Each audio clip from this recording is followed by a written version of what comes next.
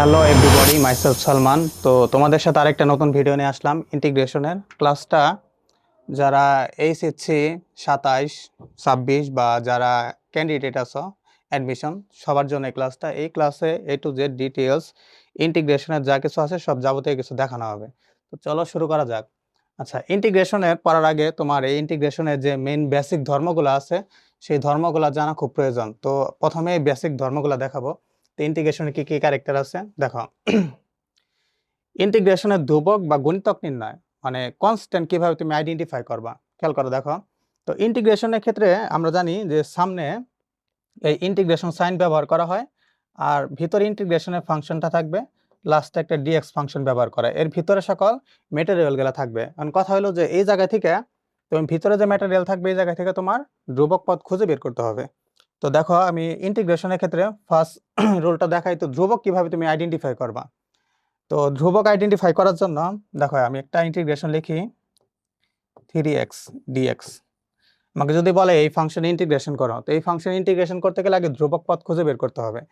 এই জায়গায় দেখো 3 আর দেয়া আছে এক্স, ডিএক্স হল ইন্টিগ্রেশনের ফাংশন, আর এই এক্স তো ইন্টিগ্রেশনের জন্য এই সামনে পিছনে দুইটা দেখে বুঝতে পারলে ইন্টিগ্রেশন। আচ্ছা, এখন কথা হলো যে এই জায়গায় এক্স এর মান আমার জানা নাই। এক্স এর মান কি জানো না তুমি। এই থ্রি ধ্রুবক মান, থ্রির মান তুমি জানো কনস্ট্যান্ট ছিল। তো এই থ্রি কে ইন্টিগ্রেশনের বাইরে বের করতে হবে এক্স ডিএক্স। তার মানে এই জায়গায় ধ্রুবক পদ আমার থ্রি। তো এই জায়গায় ইজিলি তুমি বুঝতে পারতেছো ধ্রুবক পদ থ্রি। কিন্তু এরকম কন্ডিশন যদি তৈরি হয় যে সামনে থ্রিও নাই, বা অর্থাৎ যে কোনো ডিজিট যে দেওয়া থাকে এই জায়গায় এরকম কোনো ডিজিট নাই, তো তখন কিভাবে বুঝবা। আচ্ছা দেখো এইভাবে ভালো করে দেখো, ডিএক্স এই জায়গায় আছে এক্স ওয়াই, ইন্টিগ্রেশন দেওয়া আছে। আচ্ছা, তো এই জায়গায় দেওয়া আছে এক্স ওয়াই আর লাস্টে ডিএক্স দেওয়া আছে। তো এই জায়গায় থেকে ধ্রুবক পদ কিভাবে খুঁজে বের করবা, এটার একটা টেকনিক আছে। তুমি দেখবা এই ডি এর সাথে কে আছে, ডি এর সাথে এক্স আছে। তো এই ডি এর সাথে যে ফাংশন থাকবে সেই ফাংশন বাদে অন্য যে ফাংশন আছে তা হবে চলক, সরি তা হবে তোমার কনস্ট্যান্ট বা ধ্রুবক। তাহলে এই জায়গায় এক্স হলো মেইন ফাংশন, তো এক্স কে ভিতরে রাখবা কারণ এক্স এই ডিএক্স এর সাথে মিল আছে। তাহলে ওয়াই আমার ধ্রুবক পদ হয়ে গেল, তাহলে ধ্রুবক পদ তাহলে ওয়াই। আচ্ছা দেখো, আমরা নর্মালি ফিজিক্সের মধ্যে পড়ছো y is equal to f by a, l by l, y is equal to f by a into l by l, y is equal to fl al। এখন কথা হলো যে তোমাকে যদি বলে এই ফাংশন ইন্টিগ্রেশন করো, তো ইন্টিগ্রেশন করার আগে এই ফাংশন থেকে আমার কনস্ট্যান্ট টার্ম খুঁজে বের করতে হবে যে কোনটা ধ্রুবক পদ। ধ্রুবক পদ খুঁজে বের করতে হলে আগে দেখো এটার মধ্যে ইন্টিগ্রেশন লাগাই।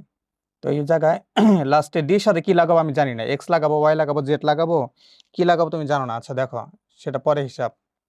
আচ্ছা, তো এই জায়গায় ফাংশনটাকে আগে আমি ভাগাই, এফ এল বাই এ, এই জায়গায় এল রাখলাম, ডিএল লাগাই দিলাম।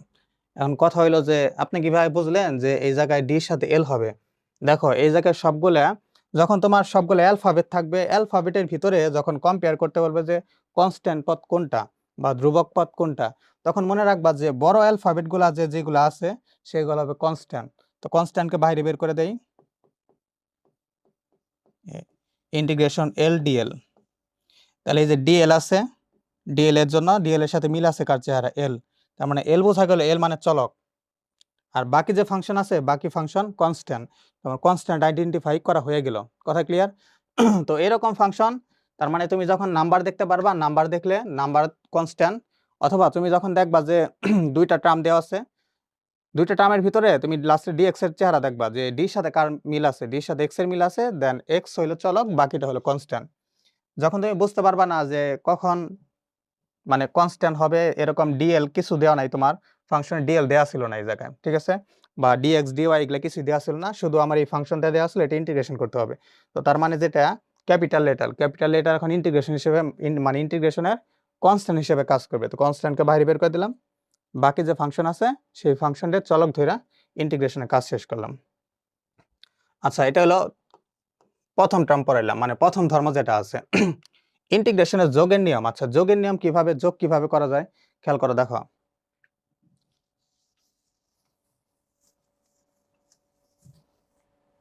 আচ্ছা, যোগ করার জন্য ধরো সাপোজ তোমার এরকম দেওয়া আছে যে fx plus gx integration total ফাংশনের ভিতরে dx লাগানো আছে। আচ্ছা, তো এই জায়গায় প্লাস মাইনাস দিয়ে দেয়, এই জায়গায় মাইনাসও থাকতে পারে। তো এই ফাংশনকে যখন তুমি ভাঙাবা, তো এটা ভাঙানোর টেকনিক আছে। এই জায়গায় দেখো টোটাল দুইটা ফাংশন দেওয়া আছে, তো দুইটা ফাংশনের ভিতরে খেয়াল করো, দেখো এটা একটা ফাংশন, এটা একটা ফাংশন। এখন এই দুই ফাংশনটা আমি আলাদা করব। তো ইন্টিগ্রেশন অফ fx, এই ডিএক্সটা সবার সাথে মাল্টিপ্লাই, মাঝখানে প্লাস, প্লাস দা বাকি যে ফাংশনটা আছে সেই ফাংশন লিখবো জি অফ এক্স, কত আছে ডিএক্স।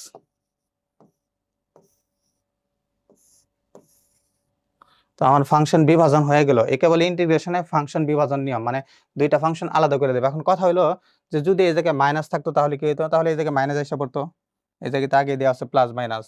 তো দেখে বুঝতে পারতেছো ফাংশন কিরকম হইতেছে। আচ্ছা, যোগের নিয়ম পড়লাম। এখন ইন্টিগ্রেশনের ভিতরে যদি তোমার ডিফারেন্সিয়েশন চলে আসে তখন কি করবা? 2 নাম্বার রুল শেষ, 1 2। এখন হলো ইন্টিগ্রেশনের ভিতরে যদি ডিফারেন্সিয়েশন চলে আসে, খেয়াল করো, দেখো মনে রাখবা যে ইন্টিগ্রেশন যে ফাংশন আছে, তো ইন্টিগ্রেশনতে বিপরীত করলে মানে অপোজিট ফাংশনাল ডিফারেন্সিয়েশন, তার মানে ডিফারেন্সিয়েশন আর ইন্টিগ্রেশন একে অপরের বিপরীত। এখন তুমি ইন্টিগ্রেশন করবা, করার আগে শর্ত আছে, যে রাশিকে ইন্টিগ্রেশন করবা তাকে ইন্টিগ্রেশন করলে ডিফারেন্সিয়েশন অ্যান্সারের সাথে মিলার লাগবে। তার মানে ওই রাশির ধরো দুইটা টার্ম আছে, একটু ভালো করে বুঝো। এই জায়গায় দেওয়া আছে F x plus minus G of x, আচ্ছা ডিএক্স, ইন্টিগ্রেশন লাগালাম। এখন কথা হলো যে এই এফ এক্স কে যদি ইন্টিগ্রেশন করা হয় তাহলে এই জি এক্স আসতে হবে, তাহলে ম্যাথ করা যাবে, অন্যথায় ম্যাথ করা যাবে না। ম্যাথ করতে গেলে মানে আমার বাইরে থেকে কোনো কিছু ফাংশন আনা লাগবে, ধরি এত সমান সমান এত, এটা সমান সমান এটা, এরকম ধরে কাজ করা লাগবে। অথবা এই ফাংশনকে ইন্টিগ্রেশন করলে এটা ডিডিএক্স এর মিলতে হবে। মেন কথা হলো এটার ইন্টিগ্রেশন করলে এটা ডিডিএক্স, অথবা এটা ডিডিএক্স করলে ইন্টিগ্রেশন, মানে এটার ইন্টিগ্রেটের সাথে একটার ইন্টিগ্রেশন আরেকটার ডিফারেন্সিয়েশনের সাথে কানেকশন হইতে হবে। যদি এরকম হয় তাহলে ফাংশনের ক্যালকুলাস করা যাবে, মানে সমাধান করা যাবে, অন্যথায় অন্য প্রসেসে, থার্ড প্রসেসে ম্যাথ করতে হবে। আচ্ছা,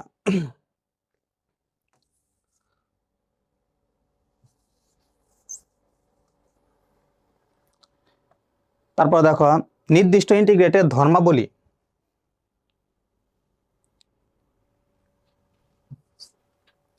আচ্ছা, এই যে বলছে নির্দিষ্ট ইন্টিগ্রেশনের ধর্মাবলী আছে। ইন্টিগ্রেশনের ভিতরে লিমিটও লাগানো থাকে। লিমিট মানে কি? সীমা। সীমা মানে রেঞ্জ।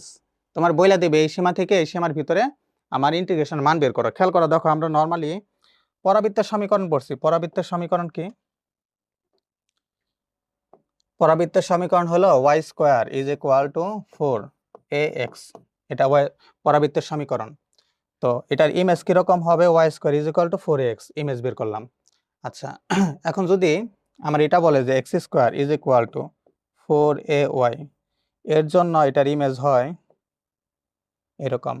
এখন যদি এই দুইটা অংশের একত্র করা হয়, y square is equal to 4x আর x square is equal to 4ay, তাহলে তাদের ইমেজ কিরকম হবে? তাদের ইমেজ হবে এরকম।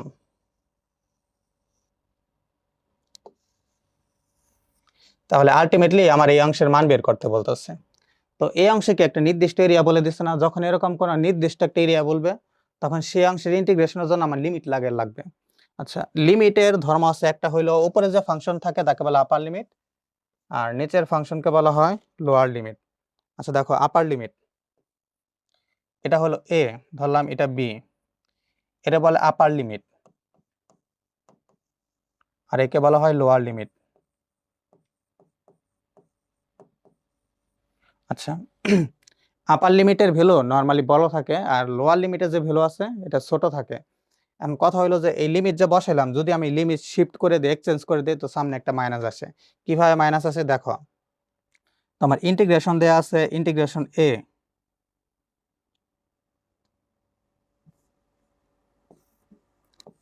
এ বি, এই জায়গায় দেওয়া আছে এফ এক্স ডিএক্স।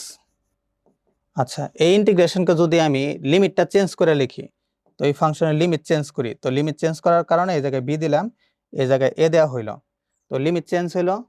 আচ্ছা, ভিতরের ফাংশন যা আছে তাই এফ এক্স ডিএক্স আমি রাখলাম, ডিএক্স রাখলাম। এখন এই যে আমি লিমিটটা চেঞ্জ করছি, এই লিমিট চেঞ্জের কারণে সামনে একটা মাইনাস এসে পড়বে। লিমিট চেঞ্জের কারণে মাইনাস। তার মানে ইন্টিগ্রেশনের সময় যখন তুমি লিমিটটা চেঞ্জ করবা, লিমিট চেঞ্জ করার কারণে সামনে একটা মাইনাস এসে পড়বে। আচ্ছা দেখো, এখন কথা হইলো যে মাইনাস আসলে বুঝলাম, যদি শূন্য ব্যবধান থাকে তাহলে কি হবে, মানে ইন্টিগ্রেশনের লিমিটটা যদি দুইটা যদি লিমিট মিলে যায়, দেখো ইন্টিগ্রেশন এটা হলো এ, এটাও এ, ভিতরে দেওয়া আছে fx dx। আমি জানি আপার লিমিট মাইনাস লোয়ার লিমিট করার লাগে। এই ইন্টিগ্রেশনের ফাংশনটা যদি আমি ভাঙে ইন্টিগ্রেশন করি, করার পর যখন আমি লিমিট বসাবো, লিমিট হলো আপার লিমিট এ আর লোয়ার লিমিটও এ, তো এ থেকে যখন এ মাইনাস করব তখন হয়ে যাবে 0। তার মানে বোঝা গেল যখন লিমিট দুইটার চেহারা সেম টু সেম থাকবে তখন আমার লিমিটের ক্যালকুলেশন করলে আনসার 0 এসে পড়বে। কথা ক্লিয়ার? আচ্ছা দেখো, যদি ব্যবধান আকারে থাকে, ব্যবধান কত বলছে, এ বলছে, সি বলছে, এ সি বি। আচ্ছা, তো তিনটা ব্যবধান আছে, তো ব্যবধানে খেয়াল করা, দেখো এখন আমি এ আর বির ভিতরে লিমিট বসাই, এ আর বির ভিতরে লিমিট বসাইতেছি, তো upper limit B, lower limit A, same to same function, limit বিভাজন সি বাই এ, সেম একই কোয়ালিটিতে লিমিটটা বসাই দেবে, উপরে সি নিচে বি। তো লিমিট বসানোর পর প্রত্যেকটার মধ্যে আলাদা আলাদা ভাবে আমার ইন্টিগ্রেশনের সাইন লাগা লাগবে এবং লাস্টে ডিএক্স লাগা লাগবে। ডিএক্স ডিএক্স কেন লাগালাম, কারণ আমি এক্স এর সাপেক্ষে ইন্টিগ্রেশন করা হইতেছে। খেয়াল করো, দেখো এফএক্স ডিএক্স, এই জায়গায় ডিএক্স কেন লাগানো হয়েছে, কারণ এই জায়গায় ইন্টিগ্রেট করতেছো এক্স এর কারণে ডিএক্স। যদি এরকম করতা এফ ওয়াই, তাহলে এই জায়গায় লাগাইতে হইতো ডিওয়াই। যদি এরকম হইতো এফ জেড, তাহলে ইন্টিগ্রেশন করা হয়তো ডিজেড, এই জায়গায় ডিজেড লেখা হইতো। ঠিক আছে, তাহলে আমাকে দেখতে হবে যে ভিতরে কোন ফাংশনে ইন্টিগ্রেশন করা হইতেছে। ঠিক আছে, যে ফাংশনে ইন্টিগ্রেশন করা হইতেছে ডি দেয়া তার সাথে ওই ফাংশনটা লাগিয়ে দেবে। আচ্ছা তারপর আছে কিংস প্রপার্টি, কিংস এর ধর্ম। আচ্ছা এটা একটু রেয়ার, মানে ইন্টার এটা অত কাজে লাগে না, তাও একটু দেখে রাখো এটা ধর্ম কি। খেয়াল করো, দেখো একটা ইন্টিগ্রেশন ফাংশন আমি দিলাম, উপরে আপার লিমিট এ, লোয়ার লিমিট বি। আচ্ছা, তো এফ এক্স, তো ভিতরে এক্স বসাইছি, ডিএক্স বসাই দিলাম। আচ্ছা এরকম হইলো, এখন দেখো এটার কি করা যায়। তো কিংস এর ফর্মুলা অনুযায়ী বলছে যে দুইটা লিমিটের যোগফল মাইনাস যার সাপেক্ষে ইন্টিগ্রেশন করা হয়েছে তার মানটা যদি বসায়, তাহলে ইন্টিগ্রেশনের মানের কোনো পরিবর্তন হয় না। তাহলে এটা এরকম হয় এ প্লাস বি, এই ইন্টিগ্রেশনের যে দুইটা লিমিট আছে লিমিটের যোগফল মাইনাস কার সাপেক্ষে ইন্টিগ্রেশন করতেছে, এক্স এর সাপেক্ষে, মাইনাস এক্স। বোঝা গেছে? তো ইন্টিগ্রেশনের মানের আমার কোনো পরিবর্তন হবে না এই ক্ষেত্রে। শেষ। আচ্ছা দেখো, যুগ্ম ফাংশন আর অযুগ্ম ফাংশন। যুগ্ম ফাংশন মানে যে ফাংশনটা, যুগ্ম বলতে আমরা জোর বুঝাই, মানে পজিটিভ বুঝাই। ঠিক আছে, আর অযুগ্ম ফাংশন মানে কি বোঝায়, নেগেটিভ। আচ্ছা, যুগ্ম ফাংশনের ক্ষেত্রে খেয়াল করো, দেখো তো এফ এক্স এর যদি ইন্টিগ্রেশন করা হয় তার মান যদি পজিটিভ হয়, ইন্টিগ্রেশন করার পর পজিটিভ হয় তখন তাকে বলে যুগ্ম ফাংশন। আর ইন্টিগ্রেশন করার পর সেই মানটা যদি নেগেটিভে আসে তাকে বলা হয় অযুগ্ম ফাংশন। আচ্ছা একটু ভালো করে খেয়াল করো, দেখো আমরা সাইন এক্স ডিএক্স এটা যদি ইন্টিগ্রেশন করা হয় তাহলে আছে হইল কজ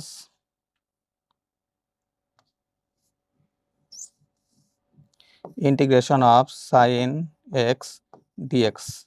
তো এটি ইন্টিগ্রেশন করলে সামনে আসবে minus cos x plus C. আচ্ছা এই যে মাইনাস যে আসলো এটা একটা অযুগ্ম ফাংশন। যদি আবার cos কে ইন্টিগ্রেশন করা হয় cos x dx ইন্টিগ্রেশন, তাহলে এটার অ্যান্সার আসবে plus sin x plus C.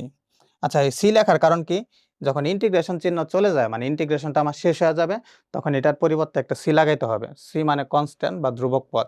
এখন এই সি এক এক ম্যাথের জন্য এক এক রকম হবে। এখন সি প্রত্যেকটার ক্ষেত্রে বের করা যায়, কিন্তু তুমি জানো না কোন ম্যাথের জন্য সি কিরকম হবে, এই কারণে সি কে সি ধরা লাগবে।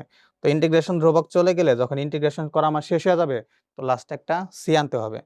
তো এইগুলো ছিল এ টু জেড, মানে ইন্টিগ্রেশনের নর্মাল যে বেসিক গুলা ধর্ম, যে ধর্মগুলা যদি তুমি না জানো তাহলে ইন্টিগ্রেশন করতে পারবে না, মানে এক লাইনে মুভ করতে পারবে না। তো এইগুলা মাস্ট বি জানতেই হবে। আচ্ছা দেখো এখন আমরা একটু ফর্মুলায় যাই।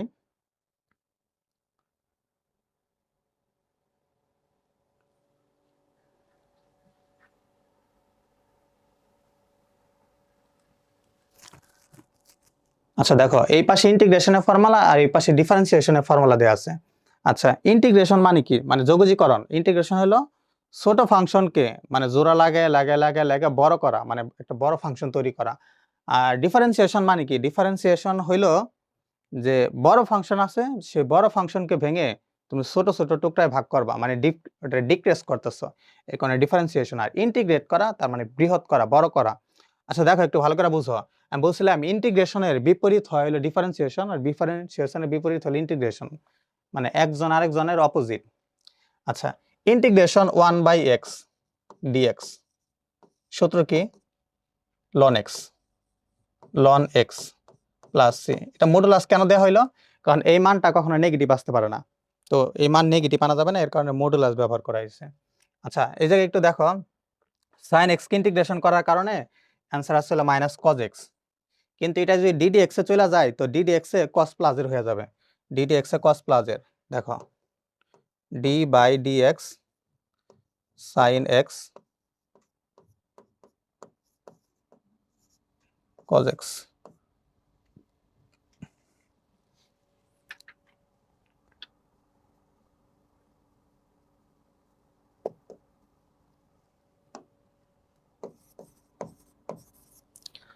আচ্ছা cos x কে যদি আবার খেয়াল করে দেখো, এই cos x এ যদি ইন্টিগ্রেশন করা হয়, cos x কে ইন্টিগ্রেশন করলে পাইতাছি আমি হলো sin x প্লাস c। সেই cos x কে যদি ডিফারেন্সিয়েশনে চলে দেই তো সামনে মাইনাস আসে, minus sin x, sin x। এইগুলা শেষে একটু ভালো করে দেখো, সবার লাস্টে c আছে, c c c, কিন্তু এদের কারো লাস্টে c বলতে কিছু নাই।